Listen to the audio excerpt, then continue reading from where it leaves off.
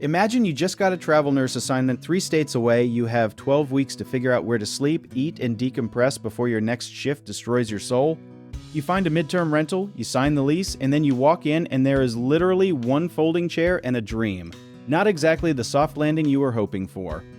Here's the thing landlords miss all the time. A travel nurse is not a tourist, and they are not a permanent resident either. They are somewhere in the middle, like a really tired superhero between missions.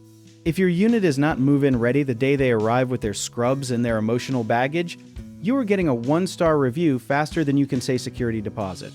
The bed situation is non-negotiable, full stop. You need a queen or king mattress that does not feel like sleeping on a bag of gravel, with real pillows, a duvet, and enough sets of sheets to survive laundry procrastination. Because these people work night shifts and their concept of time is already shattered. Blackout curtains are not a luxury. They are a medical necessity for someone sleeping at 2 in the afternoon after a 12-hour shift. If light is creeping through those windows like it owns the place, your nurse is not resting. They are just lying there vibrating with exhaustion and resentment. Now let's talk kitchen. Because a tired nurse who cannot cook a real meal at home is a nurse spending $30 a day on takeout and quietly hating your property.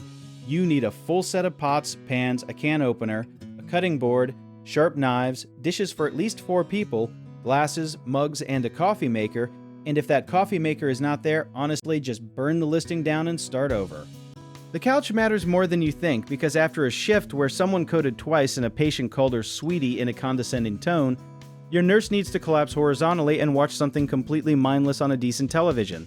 A love seat from 2003 with a mysterious stain is not going to cut it. Get something with cushions that still have memory foam memory. Storage is the part every landlord forgets until someone leaves a review that says nowhere to put anything, which is the furnished rental equivalent of a jump scare. You need a dresser, closet space with actual hangers, and at least one nightstand per side of the bed, so there is a place for the phone charger and the glass of water and the tiny victories of the day. A desk or a table that can function as a workspace is increasingly essential because travel nurses are doing charting, taking continuing education courses, and video calling their families all from your unit. If they have to balance a laptop on their knees on that sad couch, that is a 1-star review loading in real time. Here is where it gets interesting from a business perspective. The nurses who book midterm stays are often doing so through housing platforms that let them filter specifically for fully furnished units. And fully furnished does not mean a bed and a microwave and good vibes. It means they can walk in with a suitcase and live a functional human life from day one without a single trip to Target. Laundry is one of those details that sounds boring until someone cannot do it, and suddenly it is the only thing that matters in the universe. In-unit washer and dryer is the gold standard, but if you have shared laundry, you need to be upfront about it because nobody wants to carry a basket of scrubs down 3 flights of stairs at midnight like some kind of exhausted Cinderella. A few small additions separate a good listing from a great one. A welcome basket with dish soap, laundry detergent, paper towels, trash bags, and maybe a local restaurant recommendation that is not just there is a Subway nearby. These cost you maybe $25 and they generate the kind of glowing reviews that pay you back for the next 2 years. Wi-Fi is not optional. It is infrastructure at this point, and if your speeds are not reliable enough for a video call, you are going to lose bookings to the guy down the street who figured this out in 2019. Get a router that can handle it, post the speed in the listing, and then watch nurses specifically seek you out because that detail tells them you actually thought about their needs. The big picture here is that travel nurses are a genuinely ideal midterm tenant.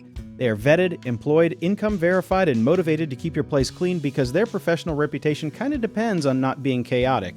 You are not just filling a vacancy, you are tapping into a recurring pipeline of reliable renters who will tell their entire hospital cohort about your listing if the experience is good. If you underfurnish, you do not just get a bad review, you get a vacancy because word travels fast in nursing communities and people share housing lists the way the rest of us share memes. Think of your furniture package as the thing that makes a tired human feel like someone actually thought about them before they arrived.